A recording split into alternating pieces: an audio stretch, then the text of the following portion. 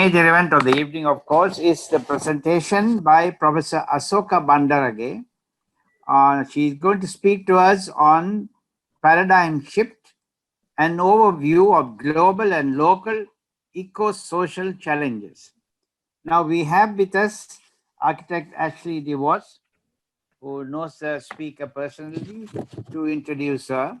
So without much ado, may I invite Ashley to introduce the speaker, please.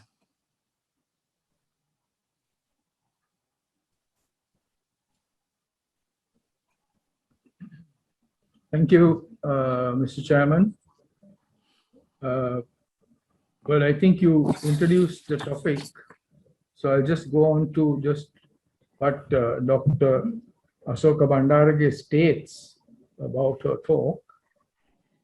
She says that while humanity has achieved incredible technological material growth, ecosystems and human communities are collapsing due largely to that very advancement.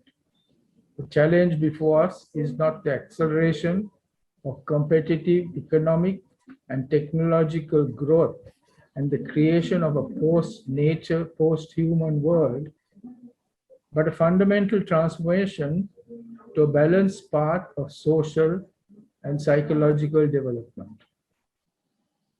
This presentation will explore the world view of domination underlying the contemporary market and technological paradigm, and the worldview of partnership that would underlie an alternative ecological paradigm.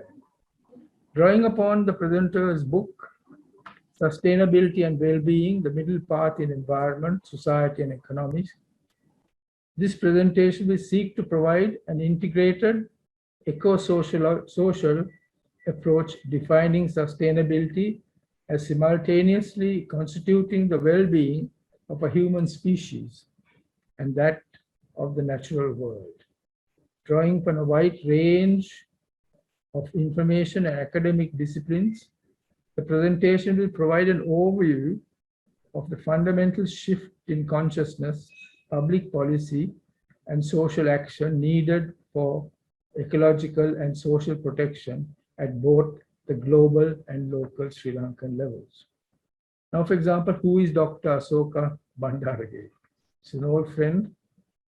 Asoka Bandarage was educated at the University of Sri Lanka, Bryn Mawr College, and at Yale University, where she received a PhD in sociology.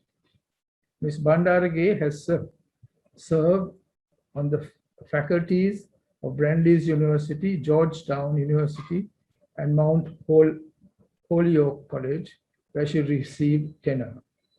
She is currently the Distinguished Adjunct Professor at the University at the California Institute for Integrated Studies, where she teaches ecological consciousness and climate justice.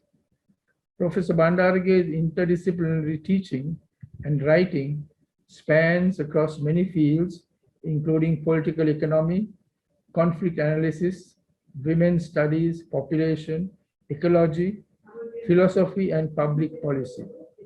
Dr. Bandara is the author of numerous books.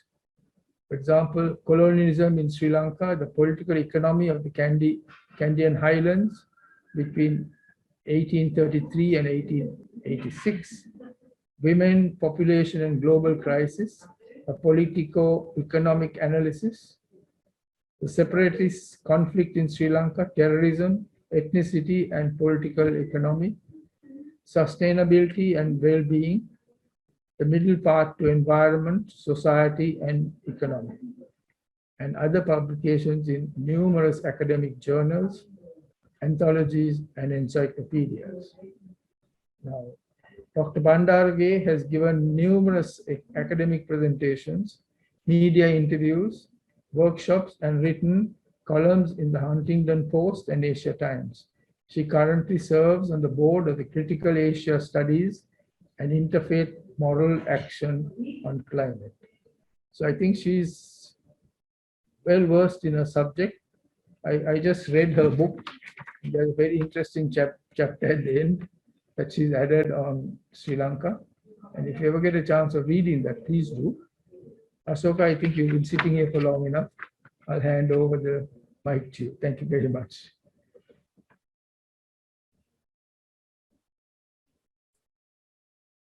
It would be great actually if all mute their phones so that it wouldn't interfere with the speaker. Thank you very much.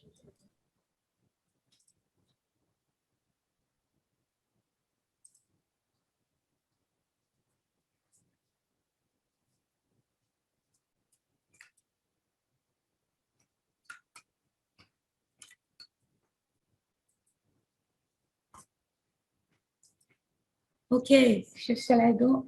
Shall I go? Okay, thank you very much. So thank you very much for that introduction. It's a great honor and a pleasure for me to give this presentation for the Sri Lanka National Trust. And thank you very much indeed for the kind invitation. Thanks also to everyone who's participating on this online event. I know it would have been much better if we were able to meet in person, but under the circumstances, I think it's better to have this rather than not. So I'm very grateful.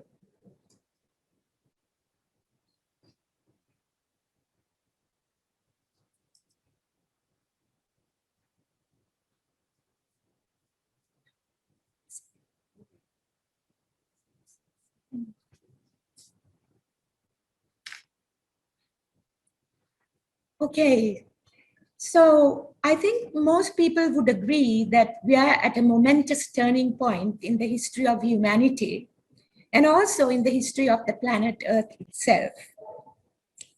There are so many crises, from ecological to economic to political to cultural. And it has created a lot of confusion and conflict around the world. And on top of this, we now had the ongoing COVID-19 pandemic as well. So it's a very difficult time for everyone on the planet. But these crises are all interconnected. And many of the analyses that we have are fragmented. They look at separate issues. And the solutions are also piecemeal and limited. So I think that most people would agree the necessity for holistic and integrated approaches that would be helpful in both understanding these interrelated crises and also in responding to them. So I'm not planning to, attempting to, promising to give the penultimate holistic integrated analysis. What I'm planning to provide is a big picture, just an overview of the interrelated ecological and social crises. So this presentation, the outline is, as I point out, first I will discuss ecological and social collapse very broadly and briefly. And then I will go on to look at the dominant techno-market paradigm, which has led us to this ecological and social collapse or the brink of it. And then look at the alternative ecological paradigm and initiatives trying to make that paradigm shift towards an ecological civilization. And in the second half of my presentation, I will take on the Sri Lankan case, incorporating some of the concepts and the processes that I discussed in the first part of the presentation. So ecological collapse. According to scientific studies, there are 9 interconnected planetary boundaries, physical boundaries that need to be respected if we are to avoid environmental catastrophe. And most of these boundaries are close to being crossed. I have details of this in my book, Sustainability and Wellbeing, so I'm not going to mention them one by one, but I will mention the 3 boundaries that have already been breached according to scientific studies. And these are climate change, biological extinction, and nitrogen pollution. According to the IPCC, the Intergovernmental Panel on Climate Change, we have less than 10 years to meet the required 1.5 degrees centigrade increase in global temperature on the average. And the biological crisis of losing biological diversity is taking crisis proportions that some even refer to it as the 6th mass extinction in the history of the planet. That is, biological species are being lost at 1,000 to 10,000 times higher than it would be naturally without human intervention. And similarly, nitrogen pollution far exceeds the boundary level of 35 million tons. So these are interrelated planetary functions, and when they are disrupted, we have the kind of extreme environmental events that have become the norm. For example, heat waves, floods, landslides, hurricanes, droughts, wildfires, etc. Now, we tend to think of these boundaries as simply physical boundaries, but they are simultaneously social boundaries that are pertinent to human health and survival simultaneously. It is the combined impact of climate change, biodiversity loss, industrialization of agriculture, urbanization that creates this situation where both the physical and social boundaries are being crossed. For example, with regard to the atmosphere, around 91% of the world's population lives in places which exceed WHO guidelines with regard to the atmosphere and atmospheric health. Water, 2/3 of the global population, is expected to suffer from a lack of access to clean and safe water by 2025. And soil, again, a very important aspect in terms of our human health and survival. Soil degradation is widespread and it threatens sustainability of land, livelihoods, and access to food and health. So this simultaneous collapse of ecological and social systems is contributing to massive population displacement, which is estimated to be around 2 billion by the end of the century. That is according to a Cornell University study. Now, just very briefly, I'll mention, give some examples of this population displacement that is already taking place. Due to rising sea levels, 8 islands in the South Pacific have been sunk.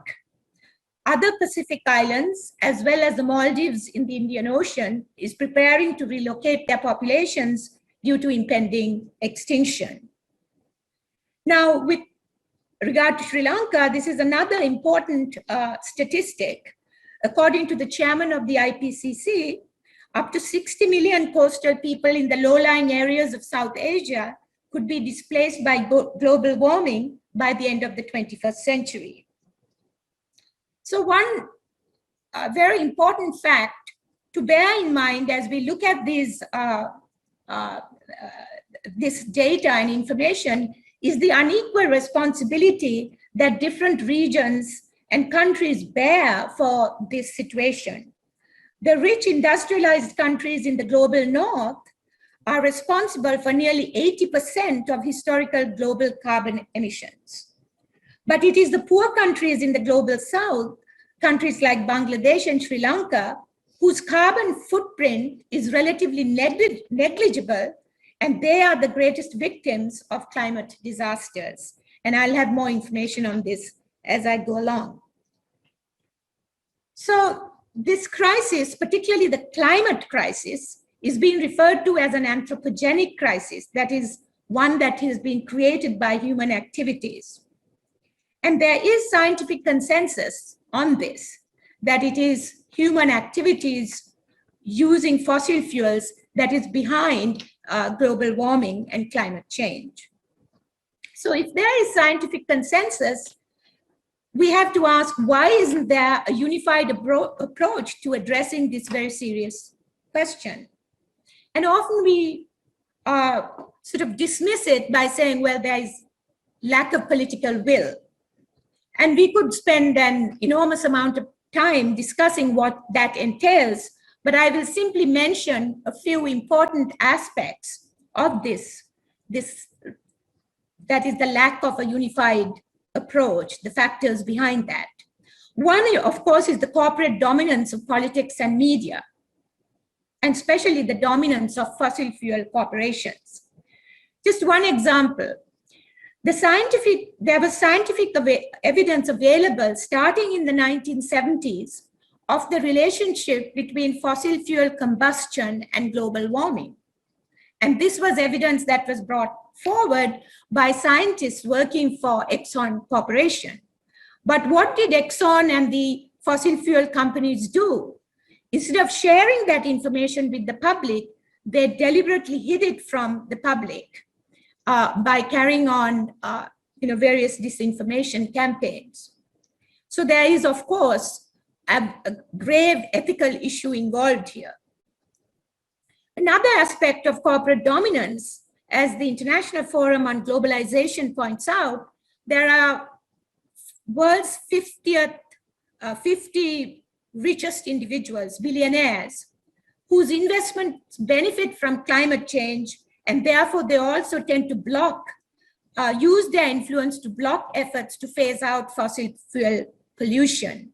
And among these 50 wealthiest individuals are also a number of Indian billionaires, including Ambani, Adani, Birla, Tata, and so on. Now, the blame is not to be put simply on the corporations. There are many human divisions and conflicts which also contribute to the lack of a unified approach. And here I'm just mentioning them. One, of course, is geopolitical rivalries and external interventions in different parts of the world. Polarization along political party lines, where these issues are used opportunistically for political purposes.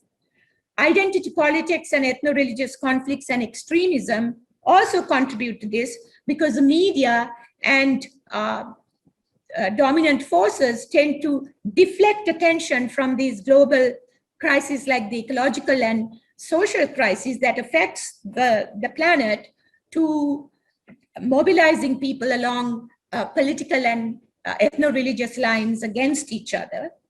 And of course, ultimately, it is the extreme self-interest and short-sighted policies that have contributed to this situation of collapse.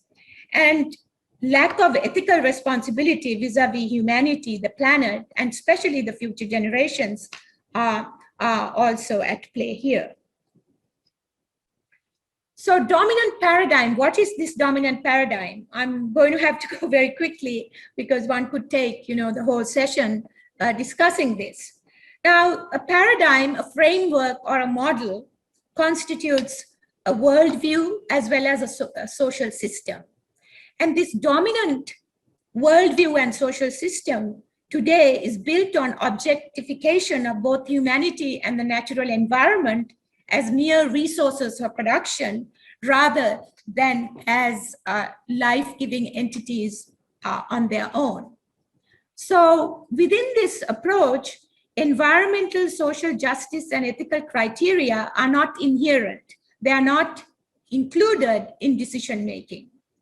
In this model that is driven by competitive growth, the profit motive, and the privatization of nature and the control of populations. And here I would like to quote Karl Polanyi, who warned in The Great Transformation many years ago. He said, to allow the market mechanism to be the sole director of the fate of human beings and their natural environment would result in the demolition of society. And we are actually seeing this process taking place before our eyes. And let me just give two well-known examples.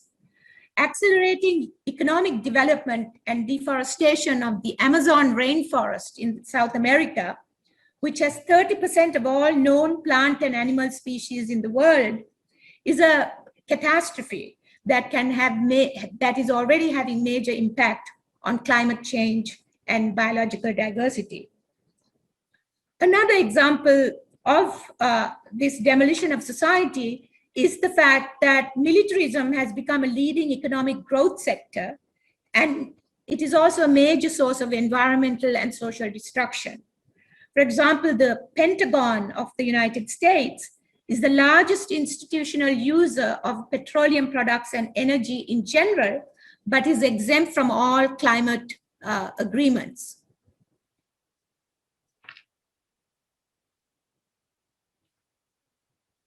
So I think in order to understand the origin and evolution of this dominant market and technological paradigm, we have to look at the scientific revolution.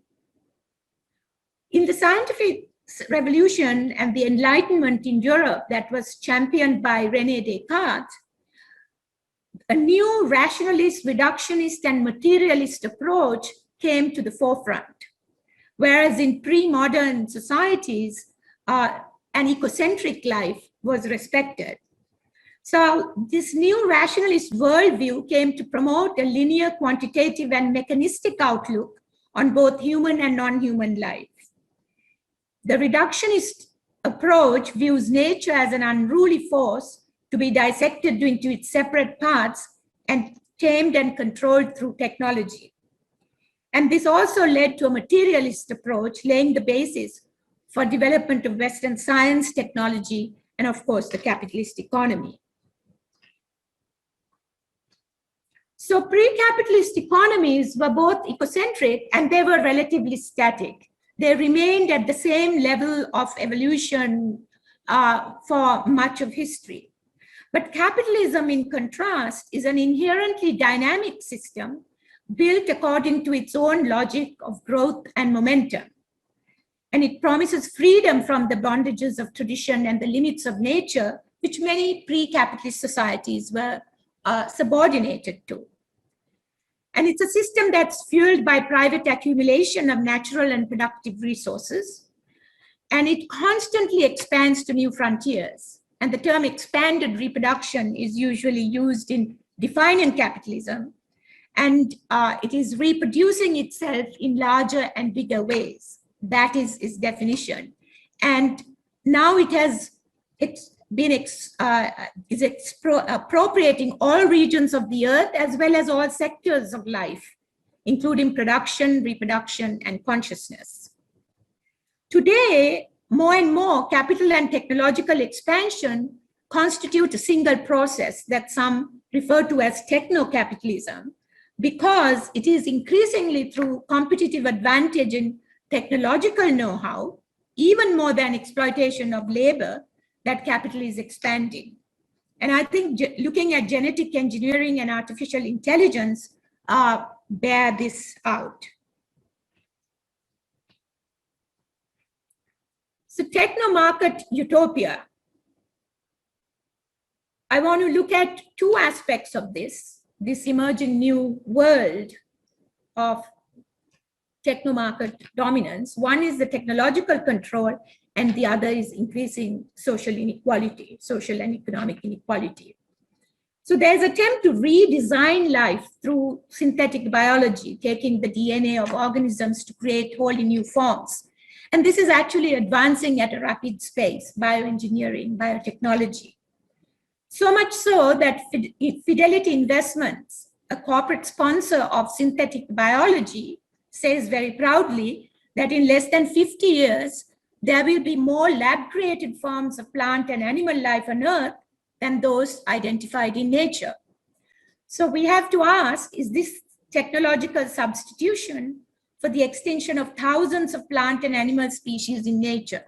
You know, I gave you the statistics earlier of extinction of biological diversity.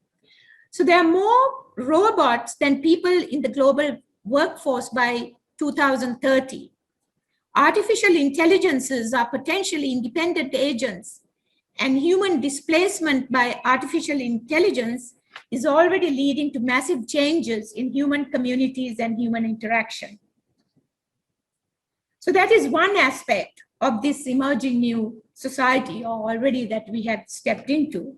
And the other is growing economic inequality. Transnational corporations are the world empires of the 21st century, and they're already in control of larger shares of global resources and wealth, and wield more power over people's lives than most governments. And unfortunately, most politicians and the media tend to uphold and serve this corporate status quo. And this is a global phenomenon. It is also an increasingly unequal society where the world's richest 1% has more than twice as much wealth as 6.9 billion people. That is almost 7 billion people. Meanwhile, according to Oxfam International, half of humanity is living on less than $5.50 a day. So it's massive, extreme inequality between the richest 1% and the vast majority of the poor.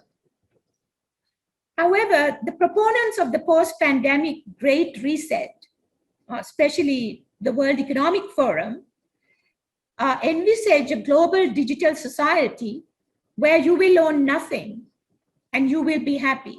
Whatever you want, you will rent, and it will be delivered by drones. And this is presented as the ultimate form of happiness, but it also accompanies dispossession of vast majority of the people and the control of global resources and wealth by fewer and fewer corporations and individuals. So I want to put this image for you to consider. This is drawn from my book, Sustainability and Wellbeing, where it shows the attempt to subsume society and environment within this artificially created techno-market framework, that is through finance, through technology, through the control of property, so on and so forth, that we are being integrated, or there's this attempt to integrate us within this techno-market reality and moving us more and more away from social connection and the environment, and also seeing society as environment and environment as resources to be used for the expansion of this artificially created techno-market sphere. So the brave new world, I don't know if we are already in it or whether we are just stepping into it. The techno-market approach actually destroys the natural integration of planetary life. And while it tries to destroy this natural integration, it seeks to reintegrate us and the environment within this human-created web, which is fashioned by science, technology, finance, and so on, as I mentioned before. This is what I was talking about. So scientific and technological efforts are increasing to actually create a new, what is being called a transhuman species and a post-human, post-nature world through computer-brain interface and other technologies. And, this is not science fiction. This is actually happening today. Ray Kurzweil, a director of engineering at Google, and who's also the author of a book called Spiritual Machines, says, the only way to keep pace for the human species is to merge with its technology. There is too little nature left to return to. Now, there's this assumption beneath this that we don't necessarily need the environment. In The Brave New World, which was published in 1931 by Aldous Huxley, he warned that unknowingly people come to love their oppression and to adore the very technology and consumerism that undo their capacities to think and feel. So, we may be at the cusp of that brave new world, and it is becoming, and questioning it, its extremism and resisting it are also increasingly difficult and dangerous. But I think we still need to question the sustainability of the dominant paradigm and the values of dualism, egoism, and domination of nature and each other, which underlie this paradigm. So now, before I go on to look at the ecological paradigm, which is really what I'm talking about in terms of paradigm shift, I want to take a few moments to look at some reformist or limited attempts to make changes to address climate and environmental and social crises within the existing paradigm, within the status quo. And these include efforts to include social and environmental concerns within the corporate growth paradigm, in addition to profit. So certainly this is a more enlightened approach than the extremist position, which is a profit-only approach, which I just discussed. So examples of this reformist approaches include the United Nations Agenda 21, which was adopted at the United Nations Conference on Environment and Development in 1992. And here they present a three-pillar approach that is equating economy, society, and environment as equivalent sectors that need to be brought into greater balance for sustainable development. And this is an image of that, where the society and environment are not necessarily integrated within the economy as in the extremist dominant paradigm, but economy, environment, and society are seen as equivalent sectors that need to be brought to balance to address global issues of environment and social collapse. So a similar approach is the triple bottom line approach, which promotes not just profit, but profit, people, and planet to achieve sustainability in business. And it's also referred to as the three Ps. Now, this reformist approach has also guided the Sustainable Sri Lanka 2030 vision and the strategic path, which was issued by the Sri Lanka Presidential Secretariat in 2019. Now, I have to look at very briefly some of the problems that have been encountered in trying to put this limited liberal approach into practice.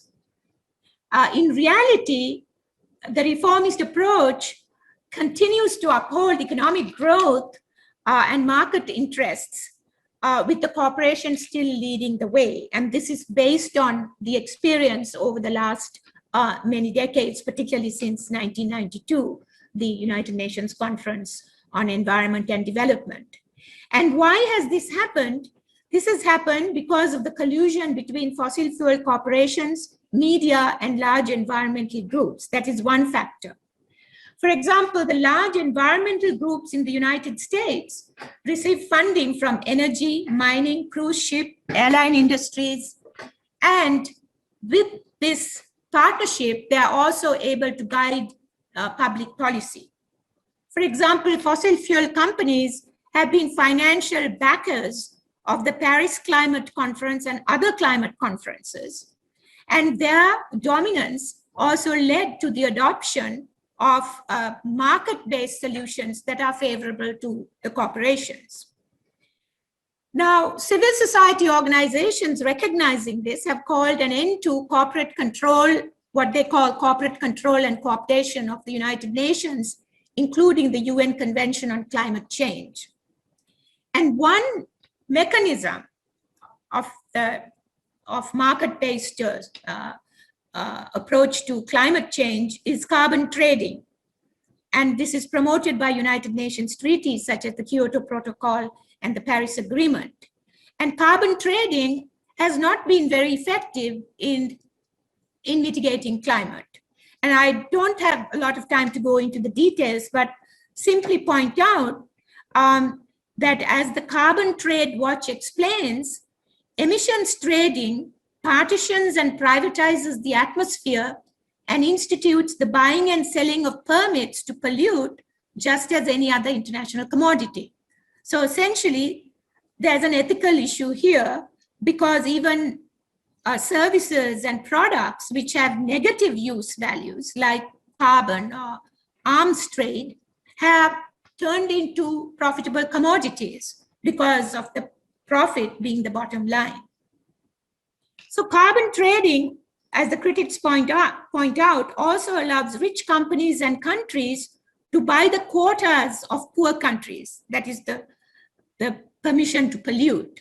quotas. It's also referred to as right to pollute in some instances.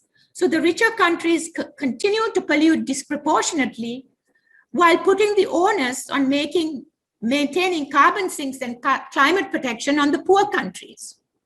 And as environmentalists point out, this has contributed to a situation of climate injustice in global mitigation and adaptation efforts. That is, those countries which are responsible for the least amount of carbon emissions are oftentimes being asked to take the lead in mitigation and adaptation efforts. So let me go on to the ecological paradigm now.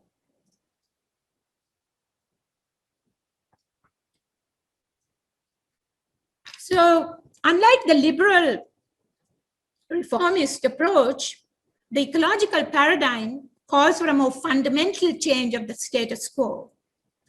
And the ecological paradigm actually brings together branches of new scientific thinking, such as ecology and evolutionary biology, along with indigenous worldviews and Eastern philosophies, such as Buddhism. So it is not just ancient wisdom, but it also concurs with modern science, particularly as presented by evolutionary biology. So according to this, the laws of nature and the natural environment have primacy over humanity and human-created sphere of society and the subsphere of economy. So this is a complete inversion of the dominant paradigm, which attempts to subsume humanity and society within its market and technological framework. So to give you a picture, this is true to reality. This is not just wishful thinking, this is reality. Whereas the other one is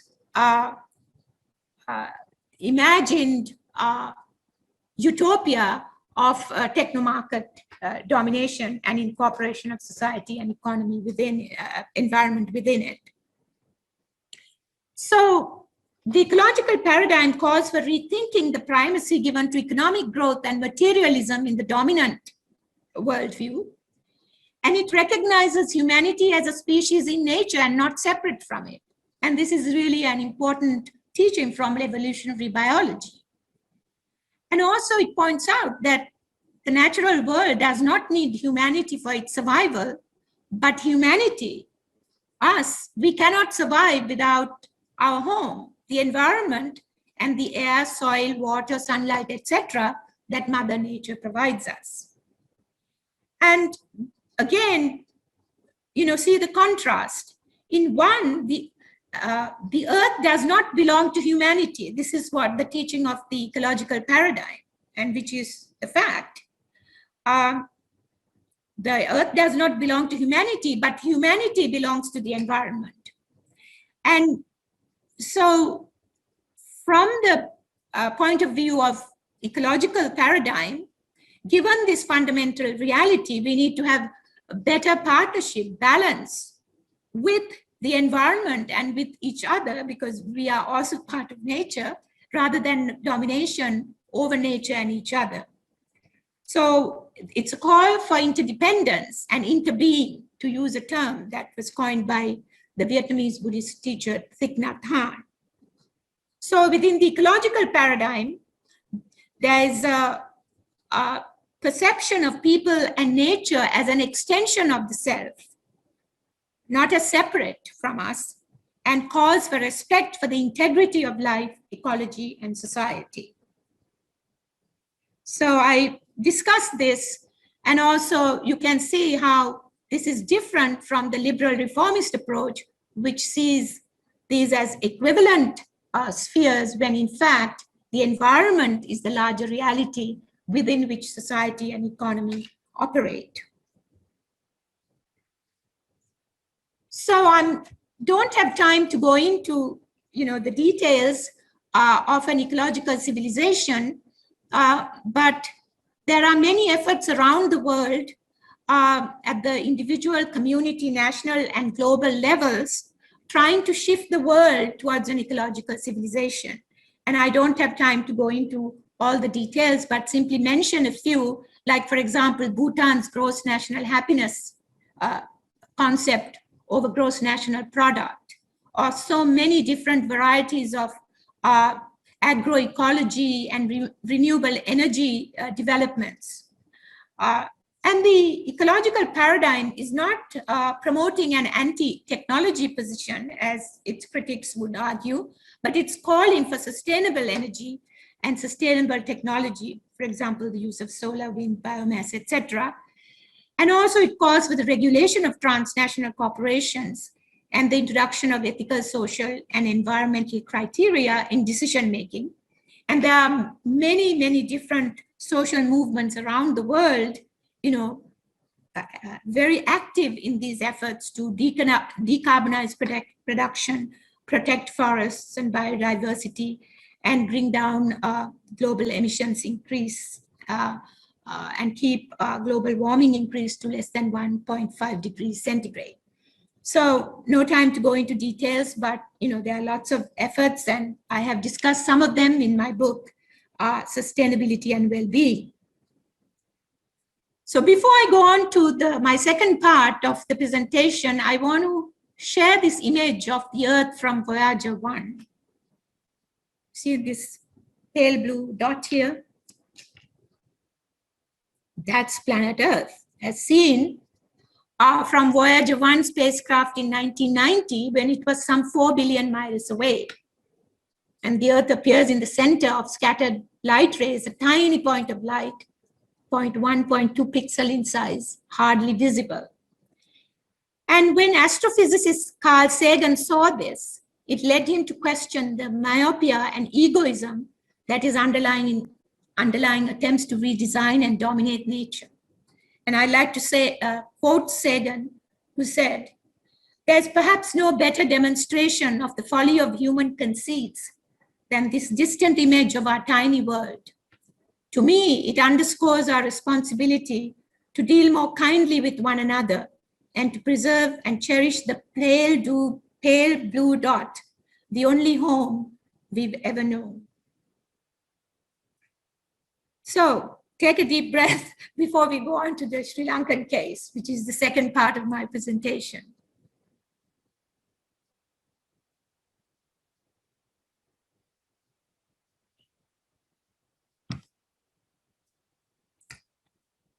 So starting the Sri Lankan case, recognizing that an ecocentric philosophy of life based on Buddhist teachings was there in Sri Lanka's civilization from the very beginning. And it upholds interdependence of life and non-violence.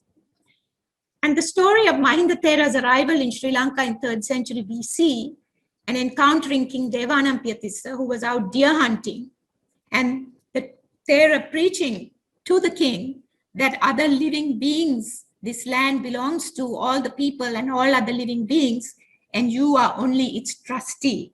And this is a board from Mihintale. I'm not going to read it all because I think many of you are familiar with it. And also I want to make sure there's enough time for me to complete my presentation. Also, a stone inscription was found at Mihintale, and it establishes the fact that the king commanded the people of the area not to kill animals and trees. And this is considered the first wildlife sanctuary in the world, actually.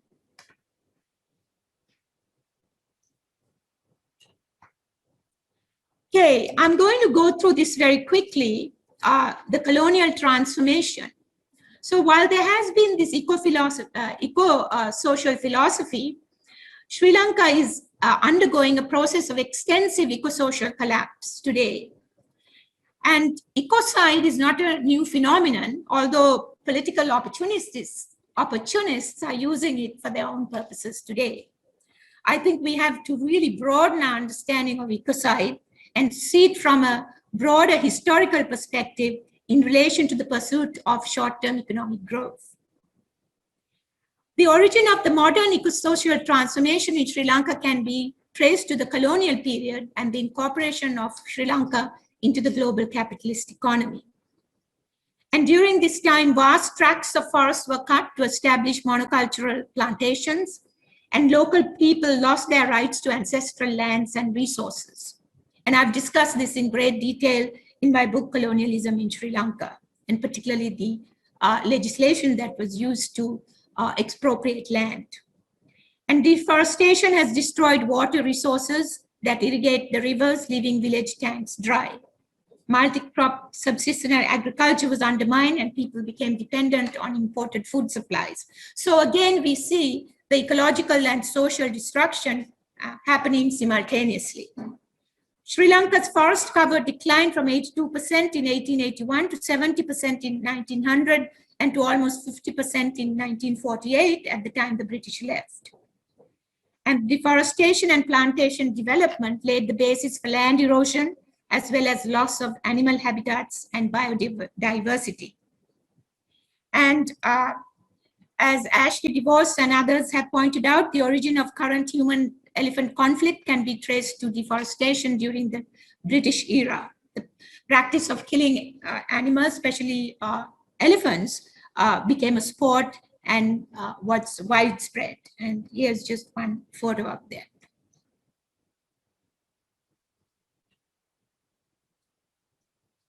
Now, post-independence developments, again, I'm going to go through these quickly. With the open economy in 1977, Sri Lanka became subjected to the so-called neoliberal policies of privatization, liberalization, and structural adjustment. And with that, also export production expanded, and also there was a globalization of culture undermining community, family, and local tradition. And an important aspect of this development was the Mahaveli River Development Program, which did bring significant increase in the country's food production and power resources. But at the same time, it brought with it a massive environmental and social costs. The construction of dams and irrigation projects, degraded watershed conditions, surface and groundwater, loss of wildlife habitat populations, and so on. Also, with the Green Revolution that was advanced under the Mahaveli, Green Revolution had already begun in the 1960s. Transgenic crop varieties were promoted, resulting in the loss of original seed varieties in the country. And the Mahaveli program also provided water for most of the rice cultivation in North Central province. And incidentally, it's also where chronic kidney disease is mostly reported, particularly among poor farming communities who are mostly victimized by that. So coming to the current period of ecosocial collapse, again, I'm going to go through these very quickly. Sri Lanka's emission of carbon is increasing, but it's still relatively small compared to larger countries. Nevertheless, the impact of climate change on Sri Lanka is massive. The annual air temperature has shown significant increases in recent decades. They are the statistics. Annual average rainfall has decreased, and given rise in sea level, which is significant, Sri Lanka is facing massive coastal erosion with adverse impact on nearly 55% of the shoreline. And the 2004 tsunami indicated that low-lying plains in coastal zone will be vulnerable to any future rise in sea level. And I think in this regard, it's important to recognize that the northern and eastern coastal areas, which have been claimed as traditional Tamil homelands, are particularly vulnerable to submersion because they are flatter than other coastal areas. And this has great implications for population displacement and renewed political conflict. More on ecosocial collapse. In 2015, the Internal Displacement Monitoring Center identified Sri Lanka as the country with the highest relative risk of being displaced by disaster in South Asia. And listen to this fantastic figure. For every million inhabitants, 15,000 are at risk of being displaced every year in Sri Lanka. This is from the IDMC. Also from the IDMC figures, it says that in 2017 alone, the country experienced 7 disaster events, mainly floods and landslides, and 135,000 new displacements due to disaster.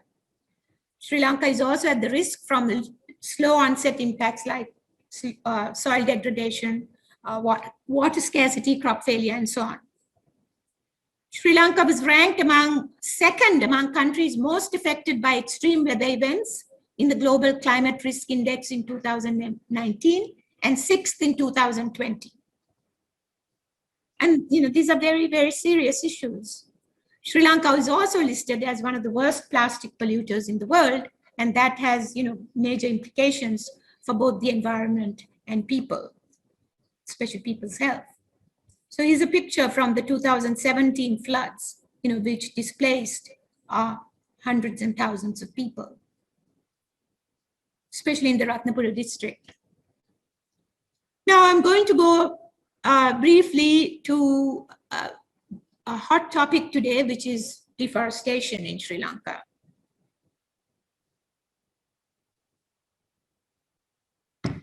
Deforestation is being considered the greatest environmental threat in Sri Lanka today.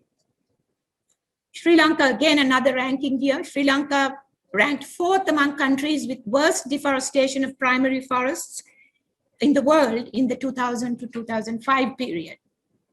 Forest cover, which had declined to about 50% at the end of British rule, have further declined to 44% in 1954, and it is said to be around 16.5 in 2019, and it may be even less now.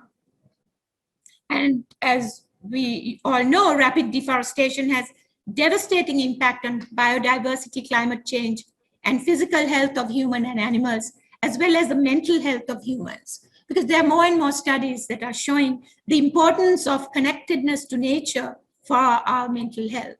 That's been referred to as nature therapy in some quarters. So we are losing that if we are losing the forests. So here's a picture of the deforestation events that have been reported just in 2020 and 2021. And the actual figures, actual incidences may be higher. This is just the reported cases in this 1 year period or so. Now, I'll mention just 2 very controversial issues with regard to deforestation. This is an image of the housing development scheme that was developed supposedly for internally displaced people in the Wilpattu National Park. Now, the important thing is that this housing scheme will still remain despite a recent court judgment which declared it illegal. Now, the polluter pays principle was used in this case. Polluter pays principle was upheld in this case, that the polluter is responsible for paying back. But the ironic thing is that it only requires the offender, the polluter, to reforest other lands in any area equivalent to the reserve forest area used for resettlement of IDPs. And even this court decision to reforest other areas is under appeal by the 7th respondent, the former Minister of Industry and Commerce. But I think what is very important to recognize is that, as ecologists point out, that merely planting trees elsewhere will not lead to recovery of the destroyed, integrated and intricate forest ecosystems. Just planting trees in a linear fashion somewhere else will not bring back the ecosystems that have been destroyed. Another very controversial case is the Singaraja Forest Reserve. And again, very briefly, the Singaraja rainforest is the home to over 50% of the country's endemic species, and was declared a UNESCO World Heritage Site in 1988. Now, currently there are great controversy over deforestation in or near Singaraja. We don't know whether it's in or near, involving an isolated village, the construction of a road for that village. And there's also suspicion that the construction of the road could lead to construction of hotels, shops, and other encroachments. So clearly, as an ecologist point out, a national plan based on surveys and a clear demarcation of boundaries of forest reserves, wildlife sanctuaries, and conservation areas is urgently needed to avoid further conflict and encroachment on the remaining forests. And of course, the boundaries need to be strictly enforced, and this should become national policy. And of course, not just in Sri Lanka, but elsewhere, like for example, in the Amazon.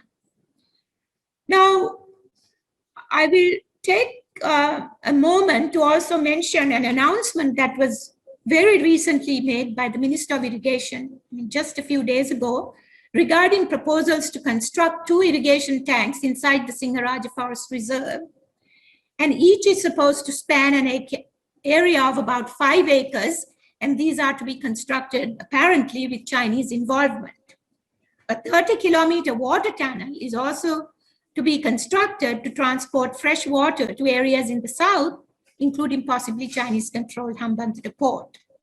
Now, this announcement has raised alarm over environmental impact and likely loss of UNESCO World Heritage status of Singaraja, and we have yet to see how this particular controversy will play itself out.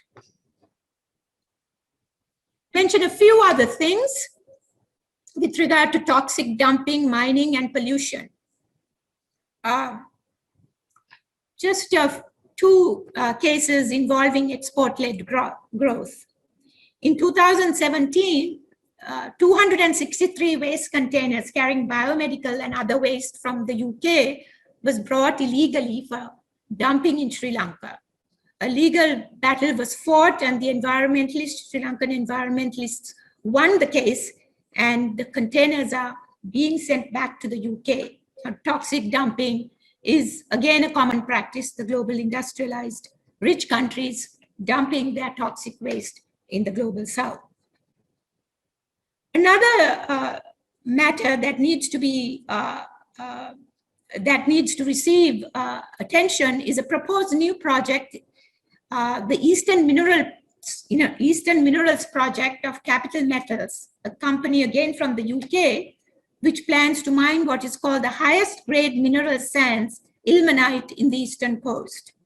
Now, it promises to be a highly profitable venture, as the website of Eastern Minerals claim, but environmentalists fear that mining would do massive damage to the very vulnerable eastern coastline. Again, this is something to be followed and for us to see how it gets played out. Now, my final section is geopolitical rivalry and control and how it impacts on ecosocial issues. Now, as I said at the beginning, the world is at the cusp of a new era of technological and corporate authoritarianism.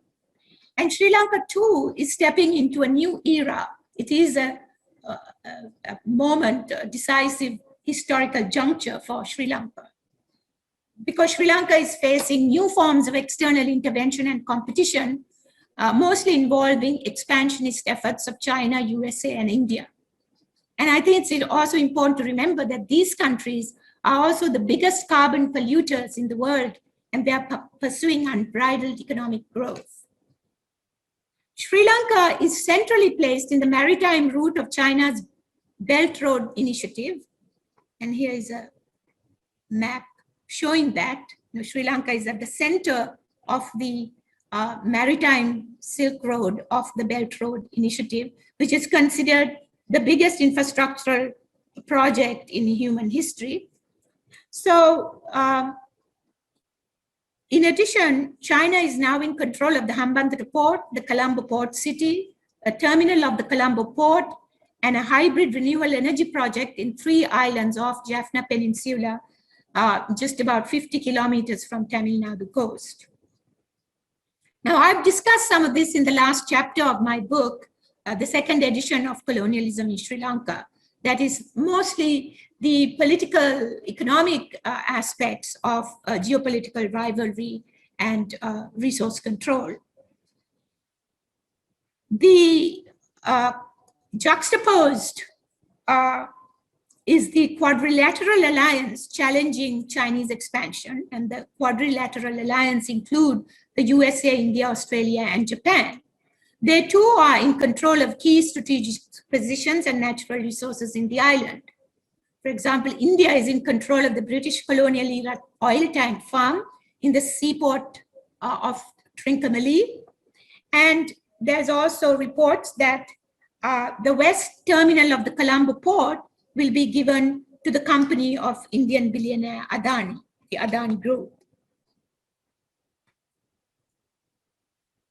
Now, US expansionism, and again, I'm going to run through this very quickly. I've written about this and so many others have. US Millennium Corporation's proposed compact with Sri Lanka was turned down due to massive local protests over resource exploitation, land grab, and an effort to splinter Sri Lanka into two separate entities under the control of the United States. And there was this physical spatial structure map of 2050, which shows this transportation network and possible split of the country. And this map was associated with the MCC compact. Now, although the compact is not being signed, there is suspicion that some of the main objectives of the MCC compact, for example, to digitalize land registers, to privatize land, and to make them available for development to transnational corporations, which was a prime objective of the MCC compact, that these objectives may still be continuing, although in other ways. But we don't know.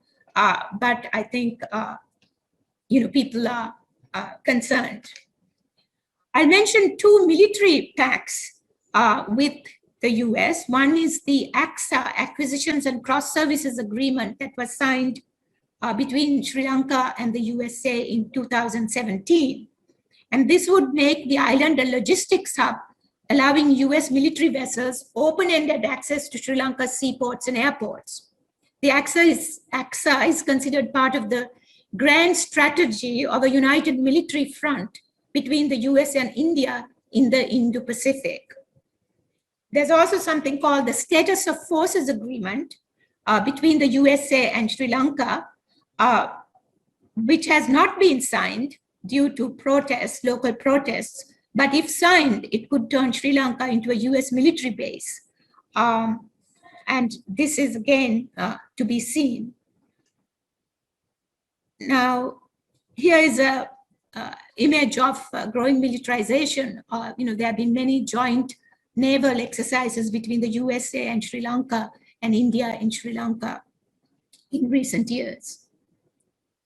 So my last question is neocolonialism and ecosocial survival. What is this new neocolonialism, the expropriation of local resources and strategic places in the island mean for the local environment and people? So the ecosocial implications have not been much explored. And I'm just going to mention some concerns. For example, the conflicts between Chinese interests and farming families around the Hambantota port over Chinese offers to buy ancestral properties of locals. Protests and legal action by environmentalists over the Chinese port city. There were actually extensive protests, especially over coastal sand excavation and dumping of chemical waste. Possible environmental and social implications of control of the west terminal of the Colombo port by India's Adani Group, which is a very controversial group when it comes to the environmental record and also its financial violations, particularly that it has been reported in Australia and India. So environmental and social effects of militarization of the island under AXA and a possible SOFA and a possible military confrontation between the Quadrilateral Alliance and China in the Indian Ocean would have enormous implications for ecosocial survival in Sri Lanka. So my last slide here is on psychosocial change, paradigm shift and psychosocial change. So I hope I have demonstrated the breadth and depth of the ecosocial collapse that is taking place in both Sri Lanka and the world. Now, it is important to meet United Nations climate goals, but it's a more comprehensive ecological approach is called for, an approach that goes beyond reformist efforts. And that would be the ecological approach. And there are many individuals, institutions working towards that, although it is little reported in the mainstream media. Sustainable agriculture has had a long history in the island. Local self-sufficiency and agroecology are possible. The country and even the world has enough natural resources to support people if the resources are equitably shared and sustainably used. And in this regard, one of the most important things, with regard to psychosocial change is environmental and social education that transcends political party and ethno-religious divides and that unites people. And such an education needs to be introduced at the primary school level. So if we are talking about fundamental change in consciousness, values, and lifestyles and policies, we need to talk about a partnership-based ecological civilization, both at the global and local Sri Lanka levels. Because paradigm shift and consciousness, they begin in the mind. And I will conclude using the first line of the Dhammapada, Mano Pubbangama Dhamma, Mano Setta Manomaya. All experiences are preceded by mind, having mind as their master, created by mind. Thank you.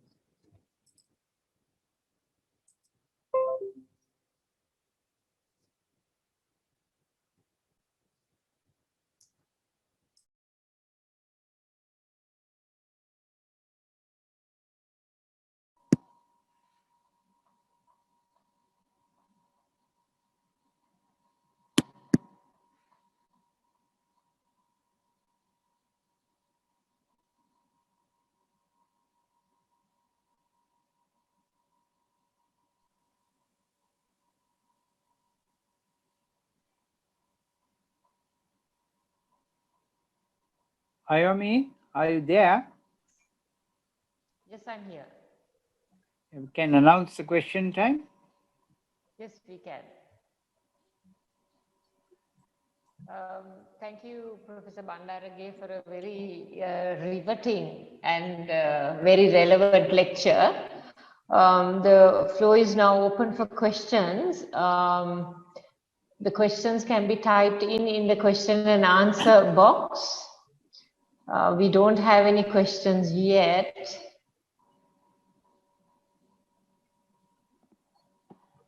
Perhaps one of the panelists would like to raise a question whilst those attending.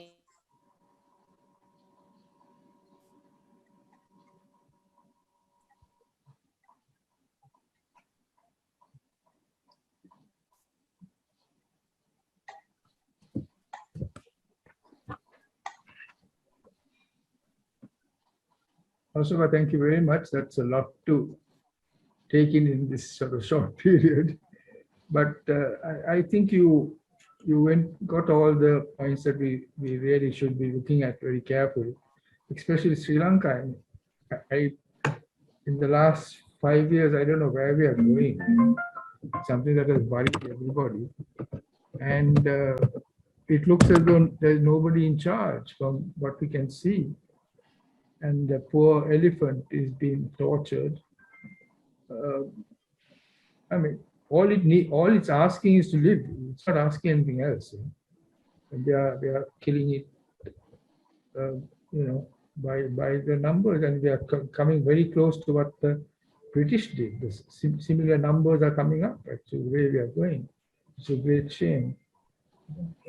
Do you see a change in the West taking place on these lines? Or is it that the Bill Gates and all these guys are going to take over the world and that's it?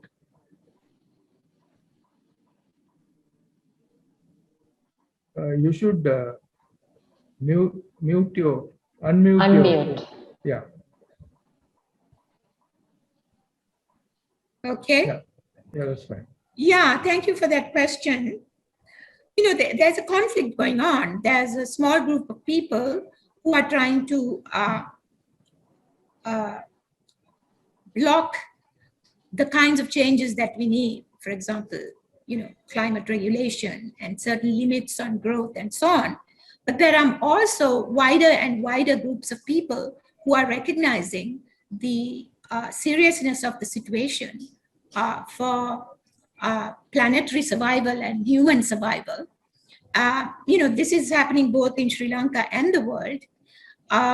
So it's a question of those forces, you know, becoming stronger and also doing that democratically, because, you know, we don't need armed conflicts over protection of the environment. And certainly having more media attention is important.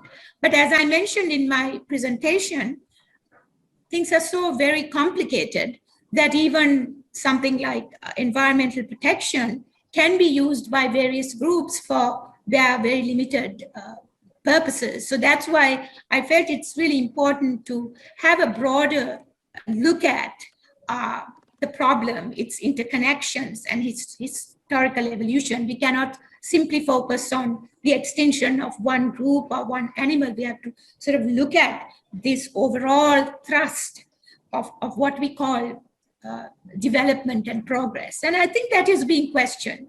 Even something like Bhutan's concept of gross national happiness, that being more important than gross national product, does help put things in perspective, in balance. I would like to just add one more thing. That when you give the examples of degradation, there's another serious issue. You spoke about ilmenite sand. There's as bigger environmental problem taking place in Mana Island, where Mana Island has been given to an Australian company to excavate titanium sand, you know. So titanium is the metal of the future, and it's supposed to be 99% titanium. So they will just take the whole island, you know, and that means the southwest and the northeast monsoon will just go through, and the whole island will get washed off, you know. So I don't know who makes these decisions. It's very difficult to find out or to work out. Yes, I mean, we need policies at the national level and also at the global level, because these involve transnational corporations. So even at the global level, it's been very difficult to get global regulation policies for regulation of corporations, because things like, you know, transnational corporations need to be monitored at the global level. And that's not been very easy, because as I mentioned before, even the United Nations in some ways has been co-opted by the corporation. So we see how this is playing out at the Sri Lankan level, but, you know, it is happening in many other places simultaneously. So it is a global issue that needs a global approach, in addition to, of course, national policies and enforcement.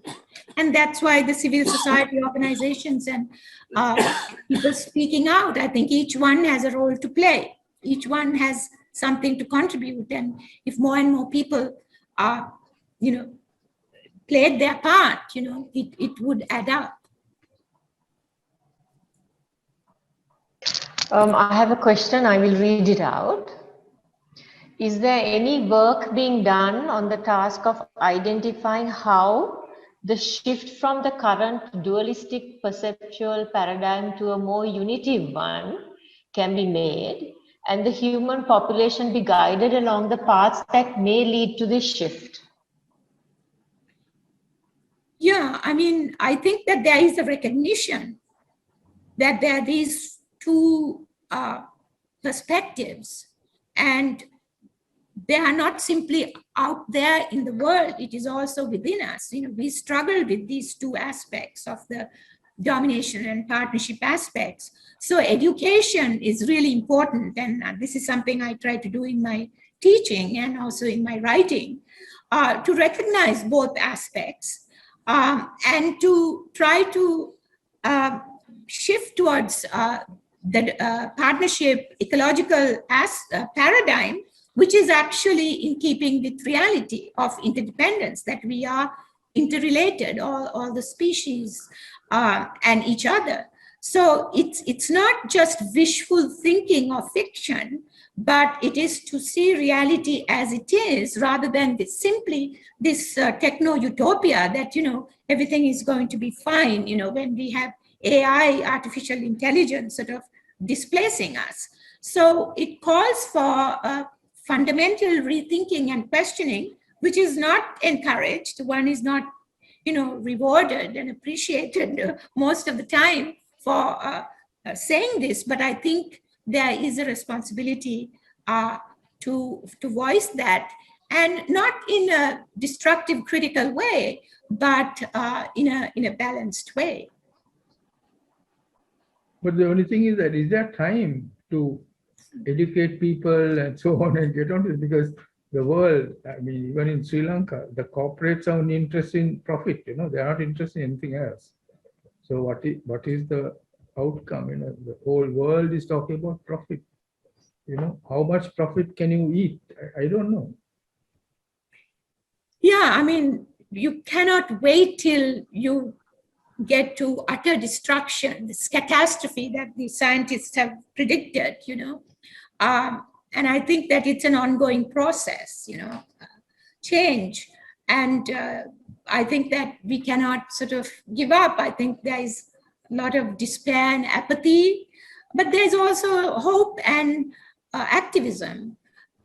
We each can only do our part. And if we do that, we can feel that we've, done good by future generations, because that's what we can do. But if more and more people are speaking up and engaging in social action, I think at least some changes can be made, even if it is not the ecological civilization, but at least sort of a greater mitigation of climate change. A related question, has what you are describing anything in common with Advaitya, that is a known objective in the East? Yeah, I don't claim to really know much about Advaitya. I think it's about overcoming or transcending dualism, this sense of the separation of the self from the other, which the domination paradigm is built on, because it is built on an ego consciousness, whereas the partnership ecological paradigm is built on unity, a kind of a universal consciousness. So I think to that extent, it may be related to the Advaitya philosophy, although I'm, really not very knowledgeable on that.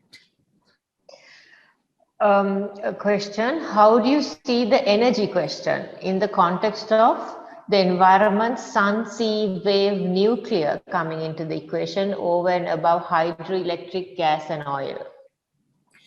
Yeah, I mean, that's a very controversial issue, because even some environmentalists, leading environmentalists, are advocating nuclear energy, and many ecologists are not advocating that. So that it has led to conflicts even within the environmental movement.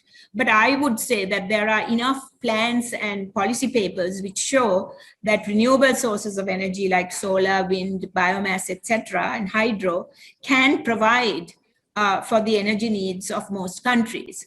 In the US, for example, there's a very detailed plan showing that all the 50 states can meet their energy needs through renewable sources of energy, only that it has to be put into practice. Is the AXA agreement already signed? Is the last question. Yes, it was signed in 2017.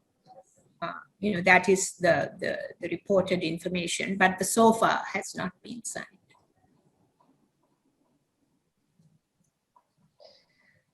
don't you think that we should obtain blessings of Mahasangha for any reform and education program so that the general public will follow in Sri Lanka, since Buddhism as a philosophy is more close to nature?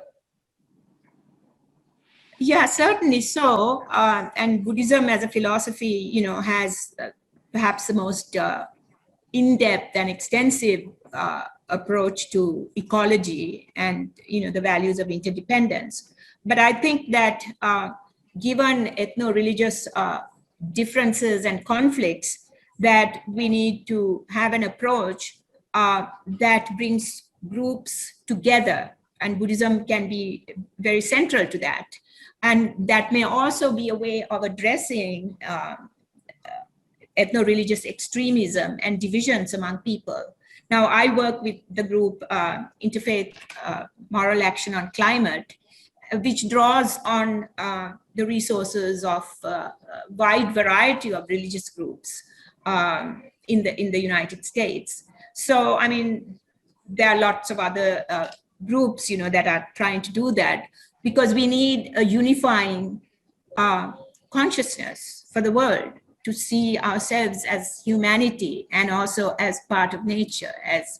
And so while Buddhism certainly does contribute, and my own work is very much informed by Buddhism, we also have to find ways of, bringing people together by expanding our frameworks.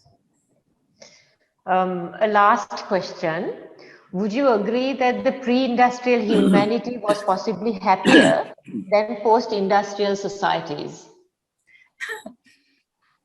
I personally think so, although, there is no scientific evidence for that. But I recommend a video documentary called Ancient Futures, which is on Ladakh and, the Himalayan kingdom of Ladakh. And it shows the pre-industrial, the pre-globalized society and the post-globalized society. And it's a very in-depth case study. And it does show that people were happy, they were connected. I mean, materially, their levels were very low, levels of material development. But in terms of human interaction, it was very rich, and also their connectedness to nature. And it shows how in a very small period of time, in almost just a generation, how things got changed with the introduction of, globalization values as well as modes of production. So based on, documentaries and other studies, we could say that this very monolithic focus on growth and materialism has led to a lot of stress and competition and individualism, which does not contribute to happiness. We need a more balanced approach, and we need nature for that as well. Thank you for your answers, Professor Bandarage. Thank you. Thank you very much, Asoka, for giving us your time this evening. You must be quite busy now. But, well, we wish you all the best in your next endeavors and possibly your next book. Well, I don't know that. But thank you very much. This was wonderful, and thank you for the wonderful invitation. Really appreciate it. Thank you.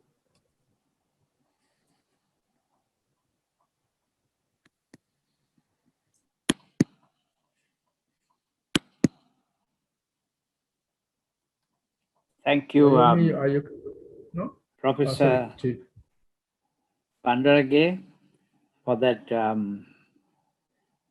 startling presentation and thought-provoking as well. I'm sure all those present enjoyed it, and for the questions asked shows the impact we have made on the audience, and I hope they think about what we have said, and I hope the policymakers take note of your presentation. And thank you very much. And with that, I think we conclude these sessions. Our next lecture, as usual, will be the last Thursday in the month of April. Thank you very much for joining us, and good night and God bless. Stay safe. Thank you. Thank you.